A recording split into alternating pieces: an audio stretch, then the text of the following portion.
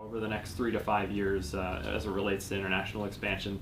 What things do you see coming up that companies might want to look out for? I think from a banking standpoint, it's become increasingly difficult to set up bank accounts, and I believe you're going to see that continue. In some instances, it's actually extended the amount of time that you would normally budget for registering an entity in country. And interestingly enough, I think another trend that I've noticed is where it used to be if you were going to hire like programmers, things like that, you were automatically going to think of India.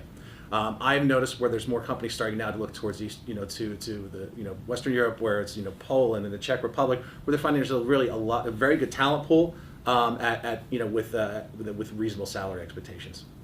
Thanks, Bill. Mike. Yeah, I guess one trend, and it's it's in the news every day. I mean, we're given the budget deficits and the national debt that we have in the United States. I mean, the U.S. continues to be moving towards higher taxation.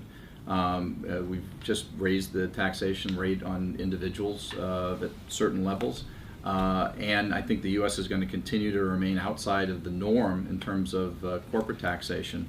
I mean, our rates today are 10 to 15% higher than most of the developed world, and we have significant limitations, including the double taxation as a result of the non-territorial, non-exemption, non-imputation system that we have. And that doesn't seem to going to be providing any relief real soon, given these, the budget and the debt. So, my suggestion as a trend is you're going to have to continue to look to self-help mechanisms in order to effectively manage your tax situation. And unfortunately, the U.S. seems to be, again, moving in the direction of further taxation of corporations, which just seems to be bucking the rest of the world in terms of trends. Thanks, Mike. And Giles? Well, I'd say, from a personal perspective, if you look at the team that we run at Jones Lang LaSalle, the international desk, I mean, that's grown sixfold in the last 3 years, which only tells me that, the trend there is that there's going to be more and more US companies looking for opportunities overseas. And I think, candidly, the US economy is a mature economy, but it's obviously in that period of low, stable growth right now. So the big growth opportunities are going to be in international markets.